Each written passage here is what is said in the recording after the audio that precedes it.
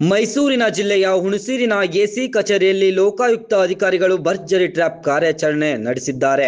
ಜಮೀನು ಸಂಬಂಧಿತ ಮೇಲ್ಮನವಿ ಇತ್ಯರ್ಥಪಡಿಸಲು 10 ಲಕ್ಷ ಲಂಚಕ್ಕೆ ಬೇಡಿಕೆ ಇಟ್ಟ ಆರೋಪದ ಹಿನ್ನೆಲೆಯಲ್ಲಿ ಲೋಕಾಯುಕ್ತ ತಂಡ ದಾಳಿ ನಡೆಸಿದ್ದು, ಲಂಚದ ಹಣ ಸ್ವೀಕರಿಸುತ್ತಿದ್ದ ವೇಳೆ ಎಸಿ ಕಚೇರಿ ಗುಮಾಸ್ತನನ್ನು ಬಲೆಗೆ ಬೀಳಿಸಲಾಗುತ್ತಿದೆ. ಪ್ರಕರಣದ ಸಂಬಂಧ ಉಪವಿಭಾಗಾಧಿಕಾರಿ ಕಾವ್ಯರಾಣಿ ಸೇರಿದಂತೆ ಅಧಿಕಾರಿಗಳನ್ನು ವಿಚಾರಣೆ ನಡೆಸಲಾಗುತ್ತಿದೆ. ಬೆಂಗಳೂರು ಮೂಲದ ಡಾಕ್ಟರ್ ರೂಪಾ ನೀಡಿದ ದೂರಿನ ಆಧಾರದ ಮೇಲೆ ಲೋಕಾಯುಕ್ತ ಅಧಿಕಾರಿಗಳು ಕಾರ್ಯಾಚರಣೆ ನಡೆಸಿದರು. ಎಚ್ಡಿ ಕೋಟೆ ತಾಲೂಕಿನ ಸುಮಾರು 4.5 ಎಕರೆ ಜಮೀನಿನ ಮೇಲ್ಮನವಿ ಇತ್ಯರ್ಥಪಡಿಸಲು 10 ಲಕ್ಷ ಲಂಚಕ್ಕೆ ಬೇಡಿಕೆ ಇಟ್ಟಿರುವ ಆರೋಪ ಕೇಳಿಬಂದಿತ್ತು. ದೂರಿನ ಪ್ರಕಾರ ಈಗಾಗಲೇ 5 ಲಕ್ಷ ಮುಂಗಡವಾಗಿ ನೀಡಲಾಗಿದ್ದು, ಉಳಿದ 5.50 ಲಕ್ಷವನ್ನು ನೀಡುವ ವೇಳೆ ಲೋಕಾಯುಕ್ತ ಅಧಿಕಾರಿಗಳು ಟ್ರ್ಯಾಪ್ ಕಾರ್ಯಾಚರಣೆ ನಡೆಸಿದರು.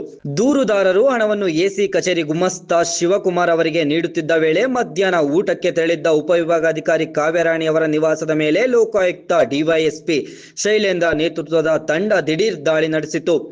3 ಜೀಪ್ಗಳಲ್ಲಿ ಆಗಮಿಸಿದ್ದ ಅಧಿಕಾರಿಗಳು ಸ್ಥಳವನ್ನು ವಶಕ್ಕೆ ಪಡೆದು ಪರಿಶೀಲನೆ ನಡೆಸಿದರು.